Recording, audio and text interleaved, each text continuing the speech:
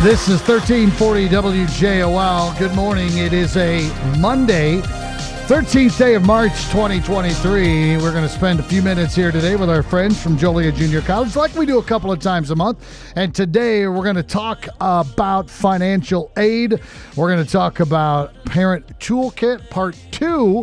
It's a series that we're doing. And today we're going to welcome into our WJOL studios Kathy Holden, Financial Aid Office Specialist. Hi, Kathy. How are you doing today? I'm fine, Scott. Thanks for having us. Thank you very much for coming in. And Maribel Ruiz is here, Financial Aid Advisor. Hi, Maribel. How are you doing? Hey, I'm good. Thanks for having us. This is your first time, both of you, right? Yes. Well, this is my second time. When did you do the show before? I was here with Jennifer a few years ago for college fair. Oh, okay. Well, welcome back. Okay, thank and you. you're welcome. All right, so before we get into our topic, I'd like to have you guys tell us a little bit about yourselves. Kathy, how long have you been with JJC? And tell me a little bit about your background. I've been at Joliet Junior College for 15 and a half years in the financial aid office. Prior to that, I worked at Dominic's for 30 years and retired and decided that wasn't for me. So I was looking for another option, and I applied and got hired, and here I am today. Well, leaving Dominic's was a good idea because Dominic's, they don't exist anymore. Yeah. Well, that was back in 2006. So. When they did exist. Mm-hmm. Yeah. Wow, that's cool. That's interesting. All right, Maribel, what about you? How long have you been with JJC? I was with JJC prior from 2003 to 2009. Okay. I took a little detour and I went to College of DuPage, University of St. Francis. Oh, wow. And I went back home to JJC since 2018. So. All right. What brought you back? Family, community, commute. Yeah, so, that's always a good thing, for sure. Well, good. Good to have both of you here.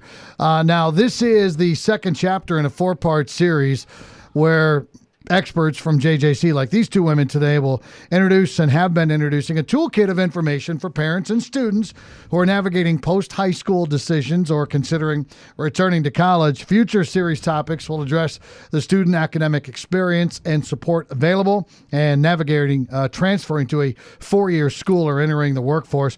On the last show, if you remember, we addressed how to navigate the college admissions process at JJC and getting started on that journey. Today, we're going to talk about the natural next step, which is paying for college. Our financial aid reps are going to discuss free application for federal student aid, commonly referred to as FAFSA, why it is important, or what it is, why it is important, services the office provides students, and payment options the college provides, such as payment plans, student employment, and college scholarships. So a lot going on there. Let's jump right in. Ladies, I'm going to throw these out there. Whoever wants to answer the questions can. So how much? Because this is the first question you guys always get. How much does it cost to attend Joliet Junior College? Well, currently the tuition per credit hour is $151. So if you take a 3-credit-hour class, that would equal $453. Comparing that to some state schools, which are average around $390 per credit hour, so that typical class would be $1,170. So the cost effectiveness of JJC is tremendous for our community. So they keep the cost low, and the education is super awesome. Right. So this is for in-district residents, and your district is huge. What, 7 counties? Right. Yeah. So in district, yeah, if you're in district, that's your tuition. Out of district, students pay a little bit more, quite a bit more, and out of state or out of country pay more as well. Okay. And there also is a differential tuition for certain like the nursing program. They pay a little higher tuition because it's more marketable, and the job market. Mm-hmm. So they have a differential tuition for them. And like welding, I think, has one too. Theirs is culinary, but they lowered that down a little bit. So different degrees have some higher tuitions. Okay. This does not include room and board expenses. This is just for the actual class itself. Right. So, but most of your students, I'm sure, live at home. Right. Or an apartment, right? Most of them are commuters. Yeah. Well, a lot of them are commuters. We get them from, Tinley Park, Coal City, Wilmington, the area. Get them all over. Yeah, mm-hmm. Absolutely so. Okay, well, good. So there's the cost right up front. let's talk about now financial aid. Some people will need financial aid. Some people qualify. FAFSA is an important thing. So let's get into that right now. What is this free application for federal student aid? Okay. So the FAFSA, that is the first step that the students need to complete along with the parents. This gives them access to federal grants, work study, student loans, and scholarships. So for currently the FAFSA for 2023 and 2024 is using 2021 income information. We also do have the alternative application for Illinois financial aid, which is called the RICE Act, which is available for students who are not eligible to complete the FAFSA. Okay. Why would you not be eligible to complete the FAFSA? We do have generation students that are undocumented or have different types of different criteria. Sure. But the Illinois RICE Act does give them that availability to apply. The FAFSA needs to be done, and it's important to point out I have one that just graduated, one that's still in university level. They have to be done every year. Every year. Yeah. And currently, the FAFSA, the 23-24 FAFSA became available on October 1st, 2022. So you could have been doing it all along. So if you haven't done it and you plan on attending in the fall, now's the time to do it because state eligibility, sometimes they have, for the MAP grant, sometimes they have a cutoff date. Currently, they haven't been having one for the last couple of years, but, you never know when things change every day. So now's the time to do it and get everything in. Right. And remember, even if you know you're not going to get free money, if you still want a student loan, you have to go through FAFSA. Yes, because that is the Department of Education is the lender. So they do require the FAFSA, right, direct lending from federal department. And I think it's important to point out, too, that you're going to be using your income information from last year. It goes 2 years back. The last year. I'm sorry, your last tax return, basically. Yeah, the last one. So it goes 21. It's always confusing because it goes back 2 years, but it goes a year ahead for the next school year. Yep, absolutely. Yeah, a lot of numbers. That's why you need the professionals here. All right, so who should actually take the time to complete the FAFSA? Well, the student should, and their parents can help. But if for some reason they have a problem or an issue, we do have our FAFSA financial aid application completion nights in the fall and the spring. We have some coming up at the end of March here, a couple more left for this spring. Or you can make an appointment with one of our financial aid advisors, a one-on-one. We do them in person or still do virtual. All right. Oh, you'll actually help walk them through it? Mm-hmm. It's kind of intimidating to start with, but once you've done it, you're like, this is a piece of cake. It's like taking that first step into anything that you're dreading, because this is confusing to a lot of people, especially if you've never had a kid go to school before. Right. And a lot of students or parents will come in and they're kind of first-timers and they're scared, and I'll just look at them and I'll say, you know what? If I can do it, you can do it. That's my famous last words. So, and if they can't, then we're here to help them, pick up where they left off. Okay. And you already said that we should do these right now for next year. Right. Right. Don't wait. I heard too, and I don't know if this was a line, one of the college reps told us, do it because the money could run out. Have you guys ever heard that? The Pell money, the federal money? Pell money, yeah. No. Okay, you've never heard that before? Good. No.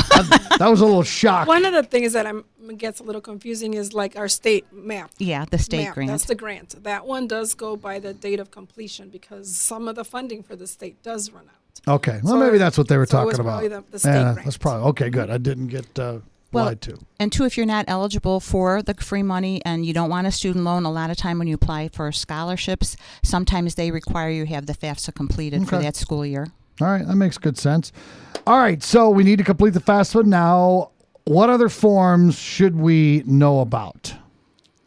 Well, the one that's is the FERPA, yes, which is FERPA. The Family Education Rights and Privacy Act. Mm-hmm. That's an important one because parents will call, or grandparents, they'll come in and try to ask questions about their students' financial aid information or other information at the school, and it's a law, so we're not allowed to tell them unless the student actually signs off and fills out the FERPA and names them as the person who could ask questions on their behalf, and they have to specify what areas of the school, like financial aid or student accounts and payments or teachers, registration, counselors, they have to specify who can receive information about their account. Okay. So that's kind of been a hot button with us the last couple of years because, parents will call and then we're limited at what we can say. And, we always hear that, the student lives with them and things like that. But, we're just trying to follow the rules. And once they sign off, then it's, it's basically, right. It's interesting. That is so right.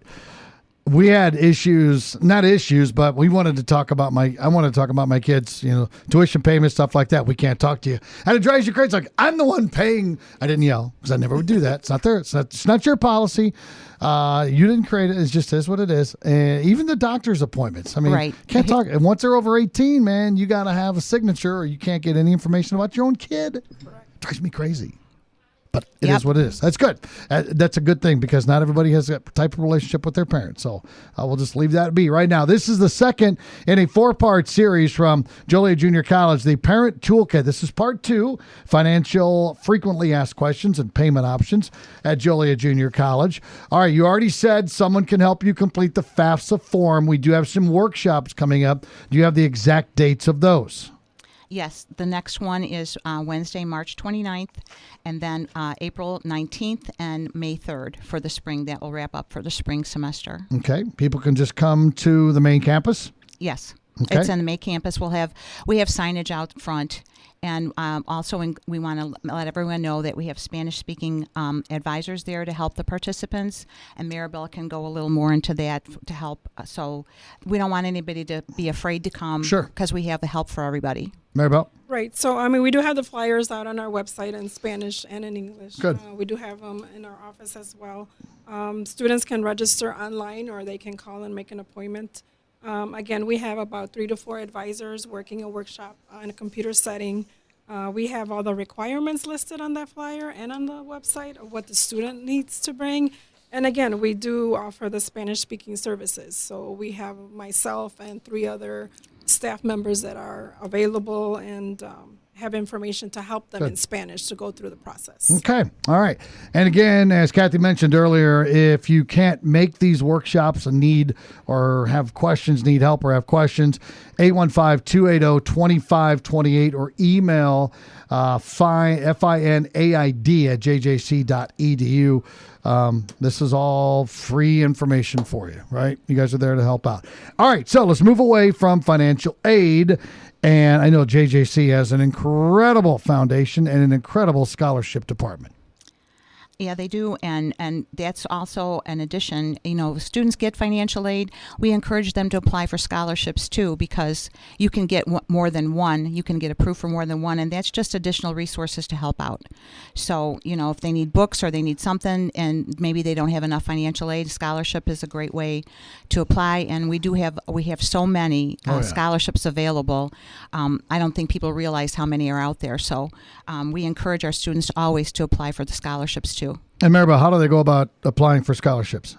Again, I know the scholarship office offers workshops as well, sometimes during our JJC, Discover JJC fairs or college fairs. We have information out there available. But students can do this through their portal.